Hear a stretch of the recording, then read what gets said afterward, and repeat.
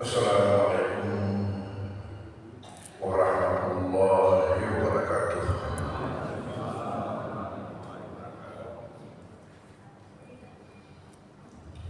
Bismillahirrahmanirrahim. Alhamdulillahirabbil alamin. Wassalatu wassalamu ala asyrofil anbiya'i wal mursalin sayyidina Muhammadin wa ala alihi wa sahbihi wa atba'ihi ajmain. Alhamdulillah bahwa pada subuh hari ini atas rahmat Allah Subhanahu wa taala maka kita masih dapat melangkahkan kaki kita ke tempat yang suci dan mulia dan penuh berkah ini sebagai perwujudan daripada iman kita dan kehambaan kita kepada Allah Subhanahu wa taala dengan kehadiran kita untuk melaksanakan kewajiban berupa salat subuh secara berjamaah, yang mana merupakan salat berjamaah yang terafdal di antara 5 salat dalam sehari semalam.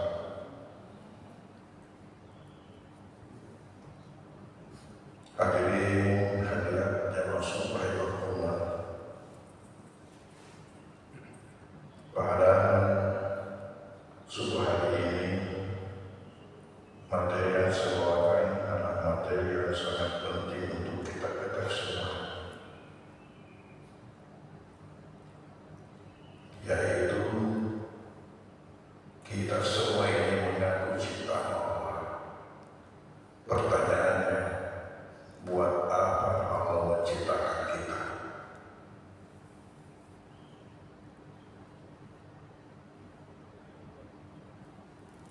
Jawaban dari pertanyaan ini sendiri ada disebutkan Allah di dalam Al-Quran.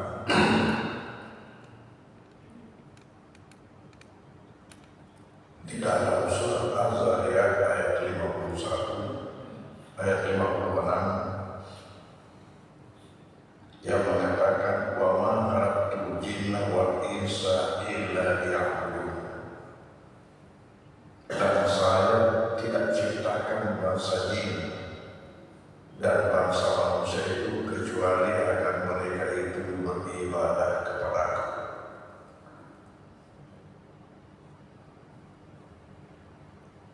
Lalu pertanyaan, apakah ibadah ini kebutuhan Tuhan? Sehingga dia mengatakan saya tidak ciptakan bangsa jin dan bangsa manusia itu kecuali agar beribadah kepada Aku. Sebenarnya ibadah ini bukan untuk kepentingan Tuhan. Kalau sekiranya ibadah ini untuk kepentingan Tuhan, berarti Tuhan itu masih kekurangan sehingga membutuhkan sesuatu dari hamba-Nya. Tetapi ibadah itu pada hakikatnya adalah jembatan emas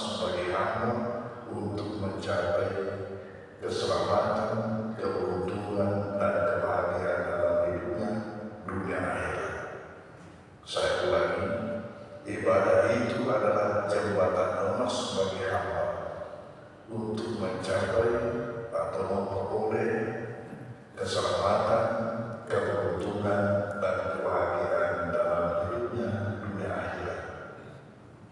Jadi berarti ibadah ini adalah kebutuhan hamba.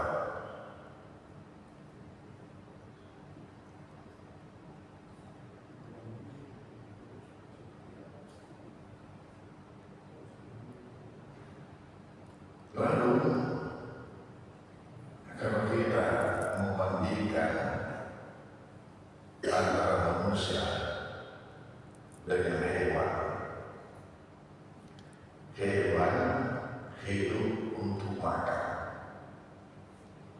tetapi manusia makan untuk hidup dan hidup untuk ibadah. Hewan hidup untuk makan. Oleh karena itu, di mana saja punya kesempatan untuk makan, dia makan, tidak pilih. Tapi manusia makan untuk hidup dan hidup untuk ibadah.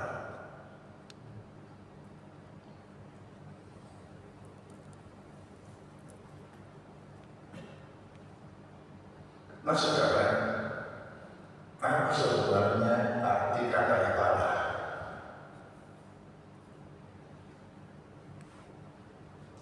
Ibadah ini jelas dari bahasa Arab.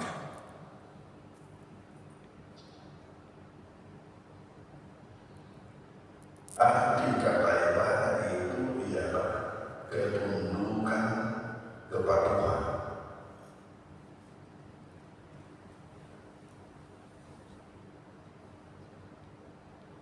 Itu artinya. Oleh karena itu, berpikirlah dari arti kata ibadah, ketundukan dan kepatuhan. Segala hal yang dilakukan dalam seluruh aspek hidup kita, selama itu berada di bawah naungan ketundukan dan kepatuhan kepada petunjuk Allah Subhanahu wa Ta'ala, maka itu semua ibadah. Segala hal yang kita lakukan dalam seluruh aspek kehidupan kita, manakala itu bernaung di bawah ketundukan dan kepatuhan kepada petunjuk Allah Subhanahu wa Ta'ala, maka itu adalah ibadah.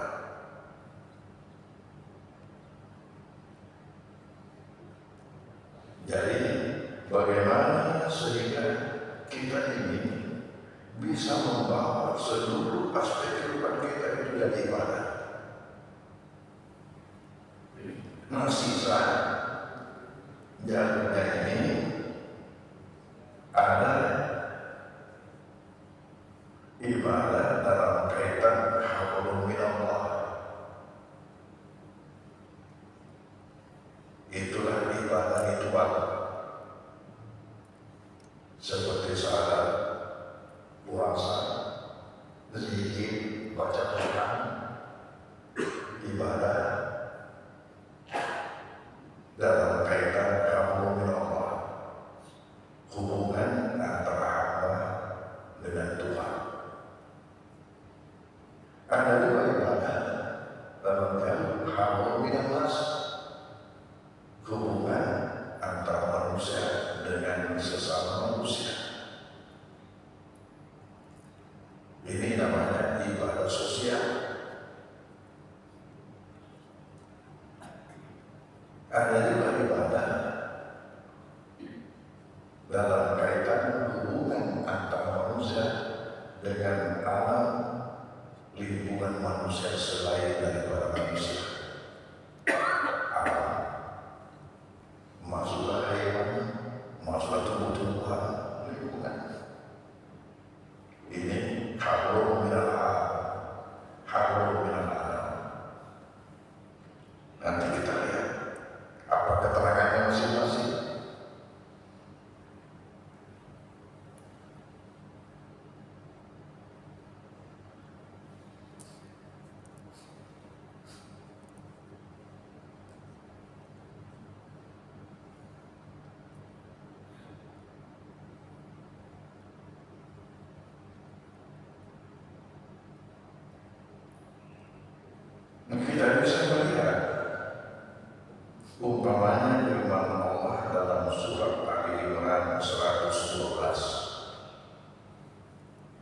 duribat alaihim zillatun aina masukibu illa bihablin minallah wa hablin minan nas.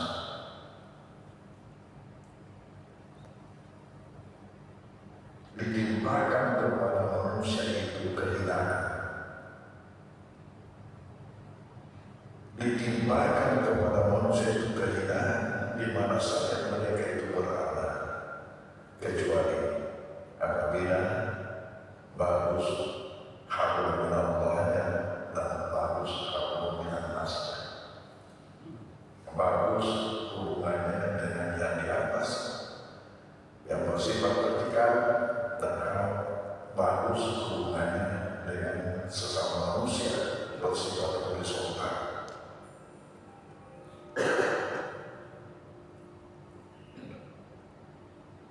Bagaimana pula dalam kaitan hablum minal alam, hubungan dengan lingkungan manusia itu selain dari manusia, yaitu antara manusia dengan lingkungannya, baik benda hidup maupun benda mati.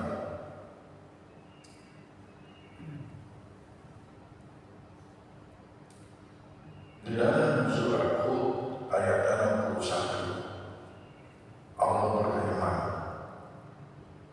"Huwa ansha'akum minal ardi wasta'marakum biha." Dialah yang menciptakan kalian dari tanah, dari bumi, dan memerintahkan kepada kalian untuk memakmurkannya, membangunnya. Jadi ini dalam kaitan bagaimana manusia membangun lingkungannya, itu adalah ibadah. Ingat kembali bahwa segala hal yang kita lakukan dalam seluruh aspek kehidupan kita, manakala itu bernaung di bawah petunjuk Allah, perintah Allah, kita lakukan, maka semua itu adalah ibadah.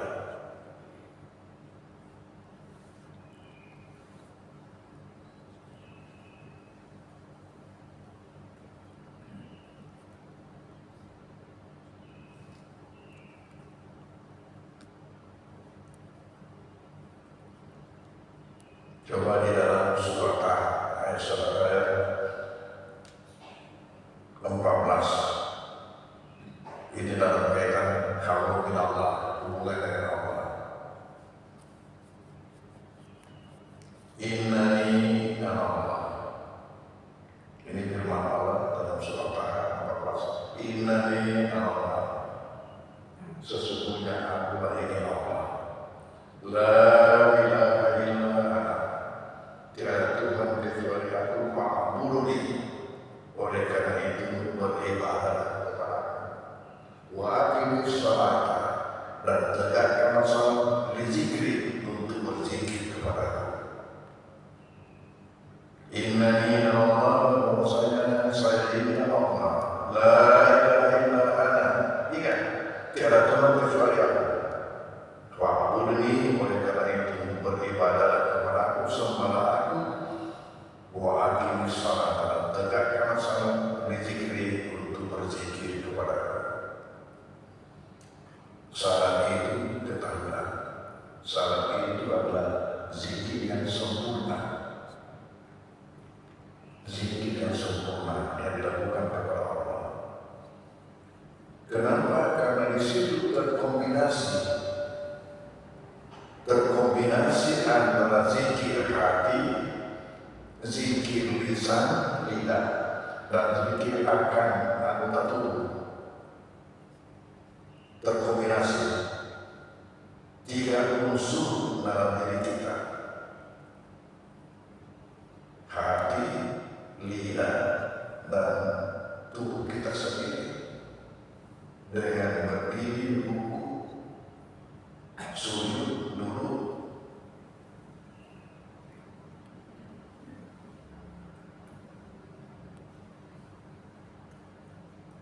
zikir hati yaitu ingatan kita kepada Allah Subhanahu wa Ta'ala. Sementara zikir lisan sempurna dalam saat itu, tasbihnya, takbir muridnya, ahlinya, semuanya. Coba dimulai dengan takbir, diakhiri dengan salam.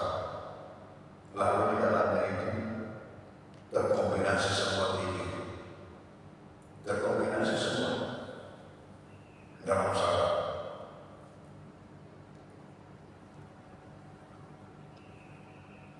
Mulai takbir, ada tahmidnya, ada tasbihnya, ada tahlilnya, ada baca Qur'annya, ada baca salawatnya,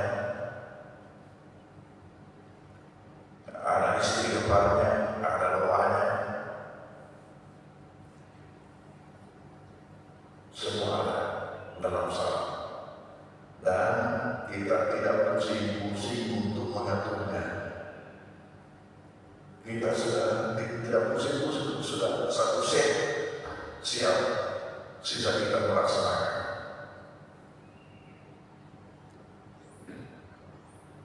Ini dalam salam.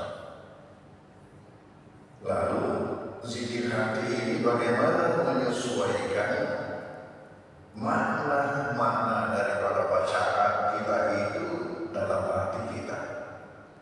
Saya ulang lagi, untuk zikir hati kita dalam salat, bagaimana kita menyesuaikan makna-makna daripada bacaan-bacaan itu dalam hati kita.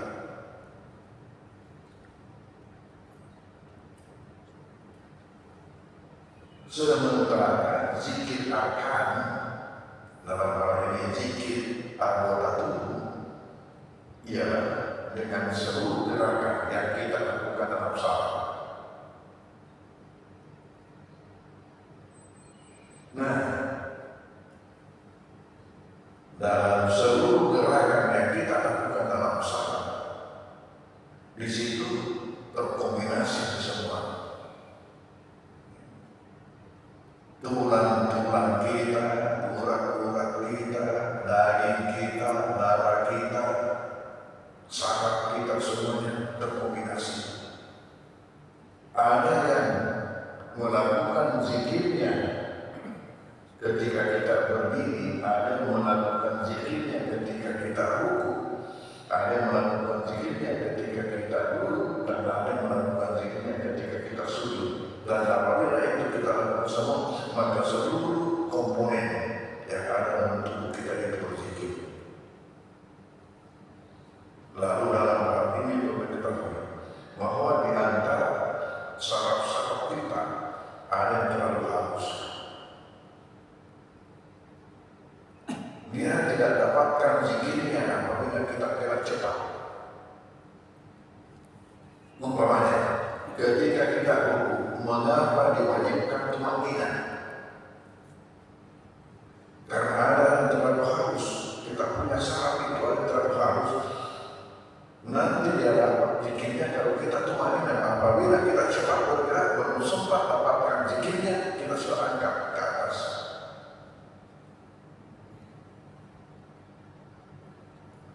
Begitu juga waktu kita sujud. Oleh karena itu, ulama fikih mengatakan tumanina itu hukum daripada salat. Dan apabila suatu hal dalam salat dijadikan rukun, hukumnya rukun, maka tidak sah salat apabila itu tidak sempurna kita lakukan. Selain apabila suatu hal dalam salat hukumnya rukun, maka salat kita tidak sah apabila itu kita tidak lakukan dengan sempurna. Makanya rukun,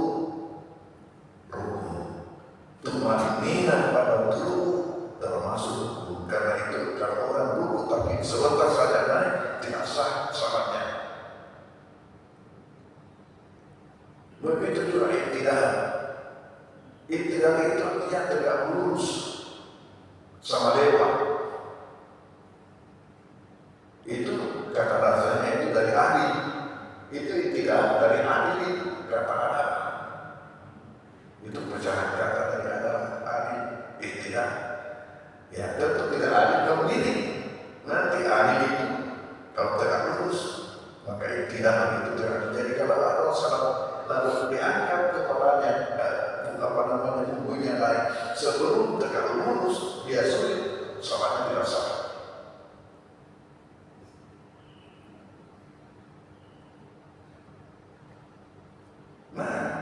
Begitu juga tadi saya katakan kenapa dalam salat ada rukun namanya tumaknina, karena ada unsur-unsur dalam ibadah tertentu kita ini yang sangat halus, yang tidak mendapatkan jatah zikirnya apabila kita kira cepat, sehingga menjadi wajib itu tumaknina hukumnya rukun. Ketika kita ruku, ketika kita i'tidal, ketika kita sujud, dan ketika kita duduk di antara dua sujud. Karena ini di sini gerakan biasa orang cepat.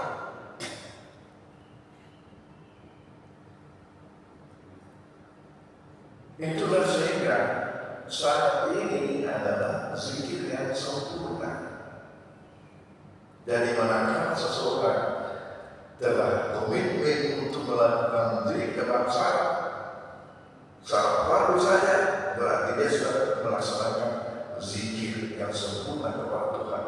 Aqimis salata, berzikir, tegakkanlah salat untuk zikir kepada-Ku. Innani Allah, ingat, innani Allah, bahwasanya saya ini Allah, la ilaha.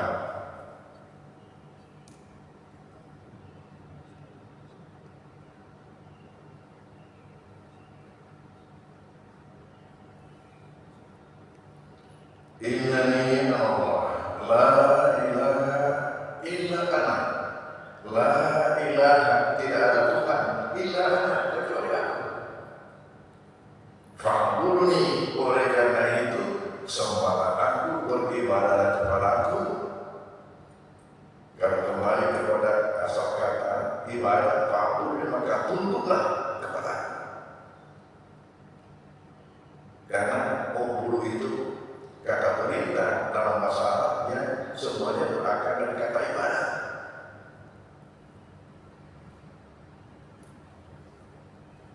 Ibadah menyuruh orang beribadah, beribadah.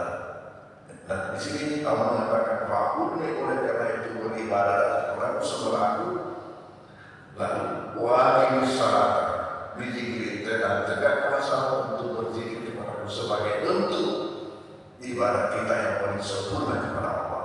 Oleh karena itu, ketika Nabi ditanya oleh sahabat, ayyul a'mali afdal, amalan apa yang paling afdal? Jawab Nabi, as-salatu ala waqtiha, salat pada waktunya. Ada juga yang mengatakan salat pada awal waktunya.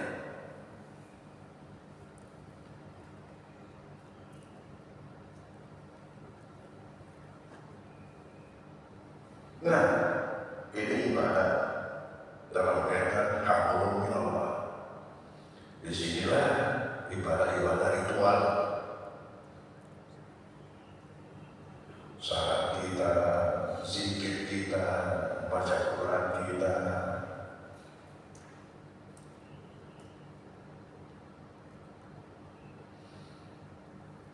puasa kita.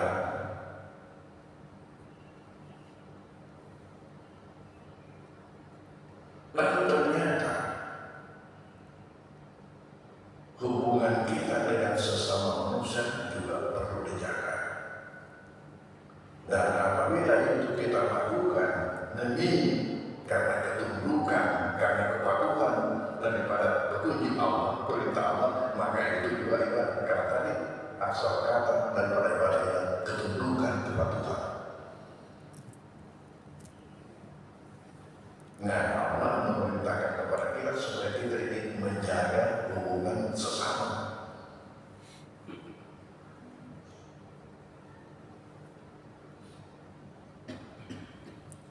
Kita lihat contohnya namanya al-masyarakat sunnah. Senyum-senyum itu sendiri adalah sunnah. Tapi jangan senyum buaya. Senyum buaya itu senyum melihat mangsanya kalau mendekat.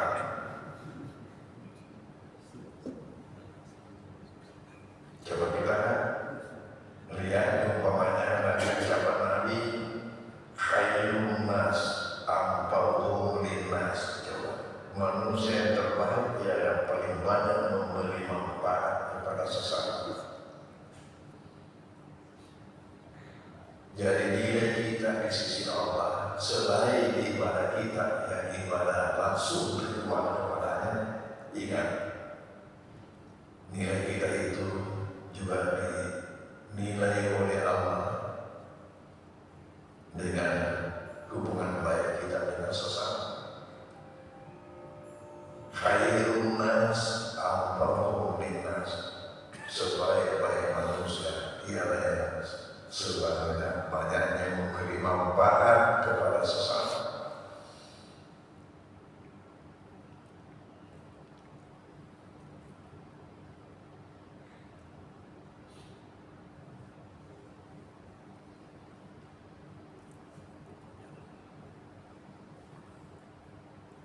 Kita lihat lagi bagaimana ucapan Nabi manakala ada di antara saudara kita ini mendapatkan satu kesulitan, lalu kita dengan ikhlas membantunya, melepaskan dia dari kesulitannya. Tidak terima. Mana pasal Ambu ini kurbatan min kurati dunia, nafasallahu anhu kurbatan min kurati akhirat. Siapa yang melepaskan kesulitan saudaranya, seorang mukmin di atas dunia ini, maka Allah akan melepaskan kesulitannya nanti di akhirat. Siapa yang menutupi aib saudaranya, maka Allah akan menutupi aib dunia dan akhirat.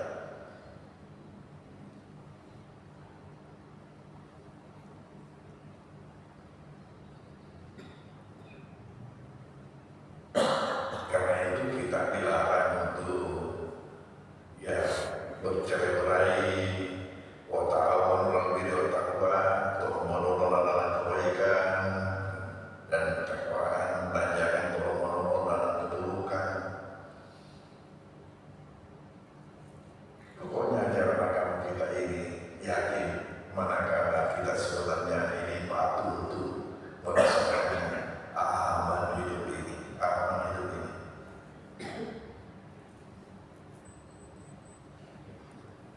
Perlu kita tahu minimal kewajiban kita kepada sesama. Minimal kewajiban kita kepada sesama ialah bagaimana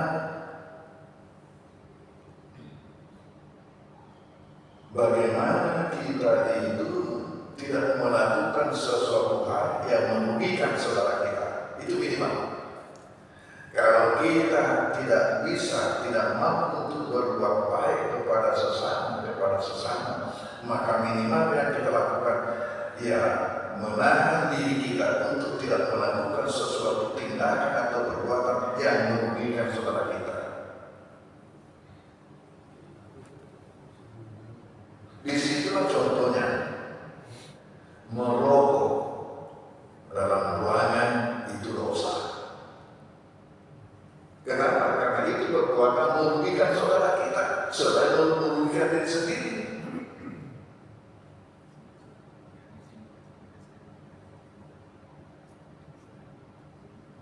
Kalau di ruang terbuka, oke, itu latar sendiri toh. Tapi kalau dalam ruangan, berarti kita ketika itu sudah melakukan suatu perbuatan yang merugikan saudara kita.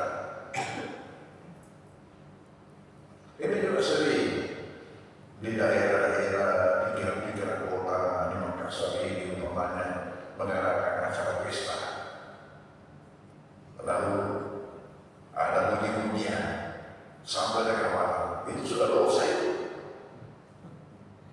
Kalau umpamanya hanya sampai jam 10 itu masih boleh-boleh saja, orang masih bisa mengerti. Tapi kalau sudah lewat itu, apalagi ada orang bekerja bangun pagi, umpamanya belum lagi kalau ada yang sakit bagaimana dan sebagainya, itu berarti dia tidak merasakan itu bahwa dia sudah melakukan sesuatu perbuatan yang merugikan saudaranya.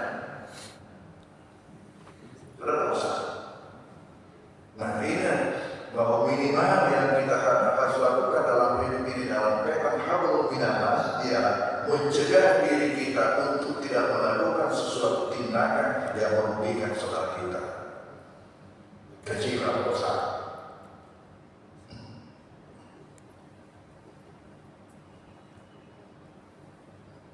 Sementara sekecil apapun perbuatan baik yang kita lakukan, maka itu adalah besar pahalanya, dan ujung-ujungnya berkahnya kembali kepada kita. Oleh karena itu, jangan pernah jemu bosan untuk melakukan kebaikan sekecil apapun. Karena bisa saja sesuatu yang kita lakukan itu kecil menurut pertimbangan kita, ternyata dinilai besar di sisi Allah.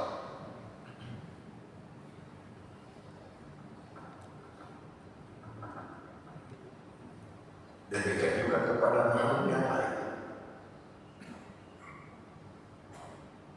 Kita itu diperintahkan untuk menyayangi sesama makhluk Allah, termasuk anjing. Kenapa? Karena menurut riwayat Islam ada seseorang dimasukkan dalam surga karena perbuatan baiknya kepada anjing. Ceritanya begini, seseorang berjalan di tengah-tengah padang pasir, tiba-tiba menemukan seekor anjing yang lagi kelaparan, kehausan, yang sudah menghadapi kematian. Dalam bahasa Prancisnya, pului.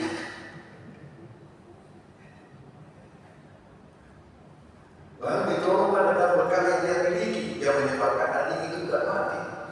Tidak ada melihatnya, hanya Allah dengan memegangnya. Ternyata perbuatannya ini dinilai besar oleh Allah. Orang ini mau melakukan kebaikan kepada sesama makhluk walaupun bukan manusia, tanpa diketahui oleh siapapun juga, kecuali hanya aku dan malaikatku, maka diajar dengan surga.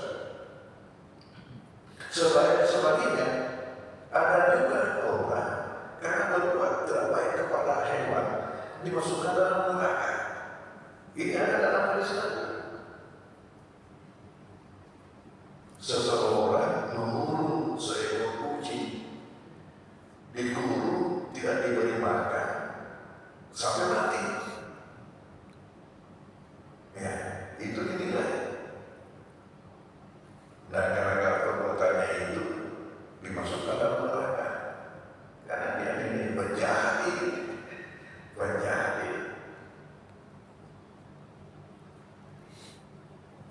Ada suatu ayat yang perlu menjadi pegangan kita dalam hidup ini. Man amila shalihan fali nafsi, wa man asaa fa 'alaiha, wa ma rabbuka bidzallami lil 'abid. Man amila shalihan fali nafsi, barang siapa melakukan kebaikan, itu untuk dirimu, untuk dirimu itu. Walaupun kamu lakukan kepada orang lain yang kamu tidak kenal, tapi ujung-ujungnya akan kembali kebaikan itu kepadamu. Wa man asaa, dan barang siapa melakukan keburukan, fa'alaiha, maka juga untuk dirinya.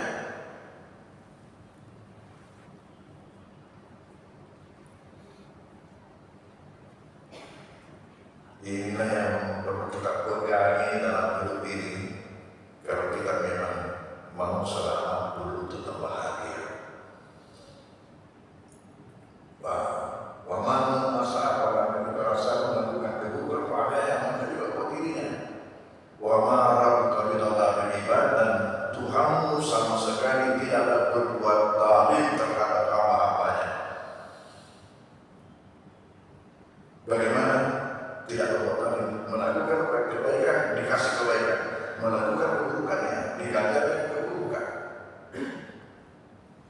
Dan tidak mesti nanti di akhirat, tidak mesti. Oleh karena itu, manakala suatu ketika kita mendapatkan kesulitan tiba-tiba muncul seseorang menolong kita sebagaimana hadis Nabi menolong kita dan kita tidak kenal secara ikhlas tanpa pamrih sudah dilepas. Kita bingung dari mana orang ini dan kenapa dia begitu ikhlas untuk menolong saya. Ternyata itu balasan Tuhan di dunia karena kita pernah melakukan perbuatan yang sama sebelumnya yang kita mungkin sudah lupa.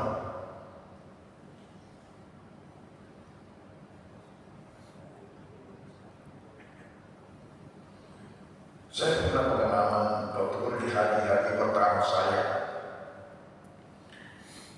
sebagai mahasiswa di Kairo. Haji Mandiri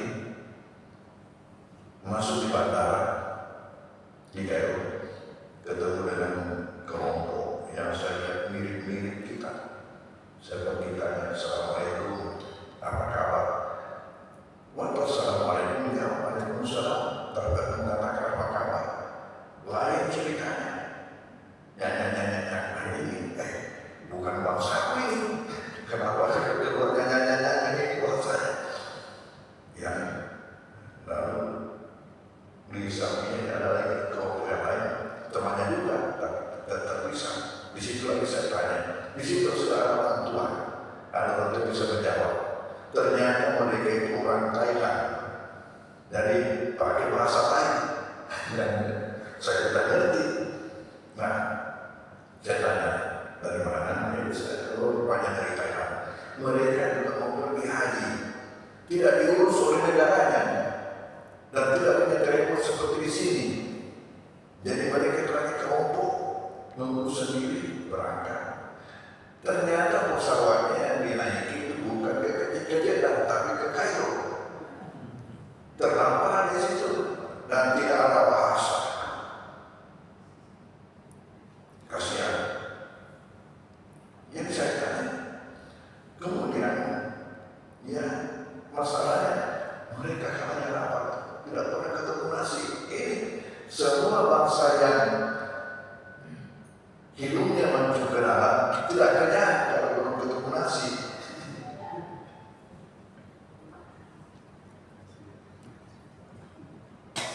Nah, saya hubungi petugas di situ. Lalu mereka katakan ada juga problemanya ini. Katanya kenapa? Karena mereka itu 15 orang sementara paspornya hanya 14. Saya pergi tanya. Lalu jawabnya, memang ada situ katanya seorang yang satu paspor tapi anaknya diikutkan di situ paspornya. Nah, diperiksa dan mereka ketemu. Ya, jadi sisa masalahnya dua, bagaimana bisa ketemu nasi dan bagaimana bisa dapat pesawat untuk dipakai ke Jeddah. Saya carikan dulu makan di bandara, ya saya carikan makan, ya bagikan. Lalu saya hubungi petugas, tolong ini saudara kita dari negeri kami tidak diurus oleh pemerintahnya. Mereka ini mau ibadah, melaksanakan haji, kasihan terdampar di sini. Tolong bagaimana carikan pesawat untuk melanjutkan perjalanan ke Jeddah. Lalu petugas mengatakan kesulitannya sekarang sudah dekat waktu haji, tidak cukup ada 10 hari waktu haji.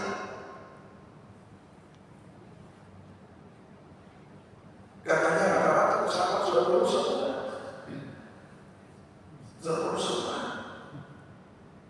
Saya katakan, tolong, ini saya pribadi minta, tolong kasih mereka itu. Mereka ini tidak tahu apa-apa, hanya karena ya kekuatan iman mereka yang mendorong untuk berangkat pergi haji ini. Ujung-ujungnya akhirnya itu kata orang akhirnya ini adalah saya punya mata dua. Itu maksudnya apa?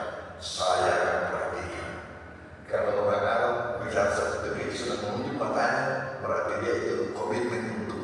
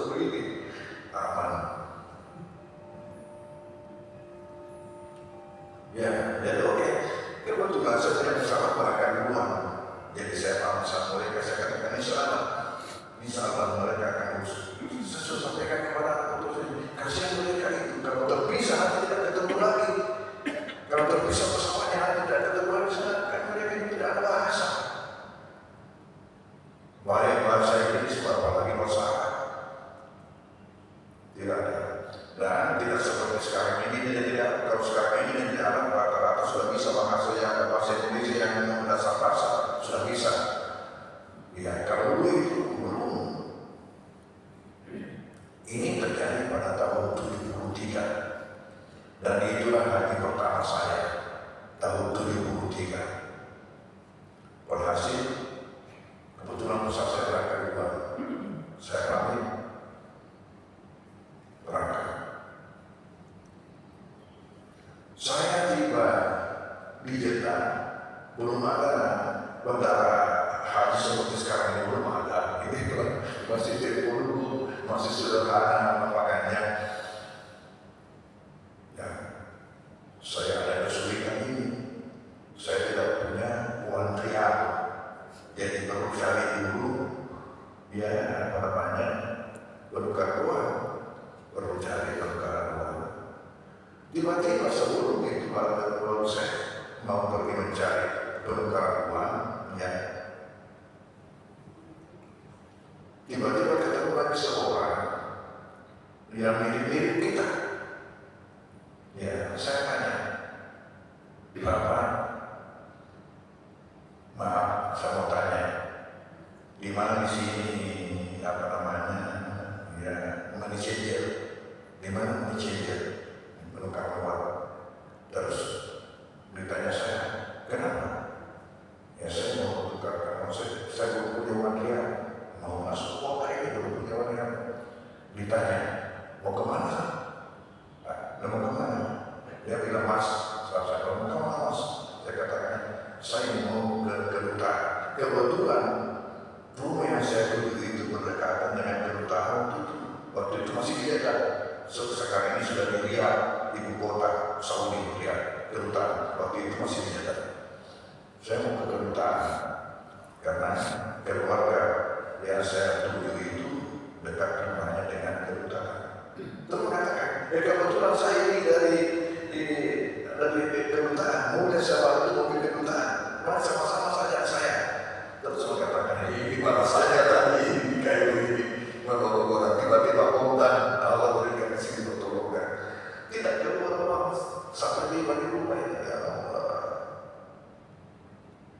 Makanya saya katakan, manakala kita suatu ketika mendapatkan kesulitan, lalu tiba-tiba muncul orang-orang kita, itu adalah balasan Tuhan keutamaan di dunia ini, bahwa kita itu pernah melakukan sesuatu perbuatan baik secara ikhlas yang dapat balas sekarang ini sebelum di akhirat. Hadirin hadirat, saya kira sampai di sini dulu bahasan kita berkaitan dengan ibadah, dan semua hari itu adalah ibadah. Kenapa? Karena kita lihat dasarnya ibadah ialah ketundukan kepatuhan terhadap petunjuk-petunjuk Allah. Baik perintah maupun larangan kita ikuti, maka semua itu adalah penilaian ibadah. Wallahu a'lam bishawab. Bismillahirrahmanirrahim. Sallallahu alaihi wasallam. Allahumma fa'alna bima 'allamtana wa 'allimna ma yanfa'una wa yanfa'una. Wa sallallahu alaihi wasallam. Alhamdulillah. Al-Fatihah. A'udzu billahi minasy shaitonir rajim. Bismillahirrahmanirrahim. Alhamdulillahi rabbil maliki yaumiddin. Iyyaka na'budu wa iyyaka nasta'in. Ihdinas siratal mustaqim. Shiratal ladzina an'amta 'alaihim ghairil maghdubi 'alaihim waladdallin. Wabillahi taufiq wa hidayah.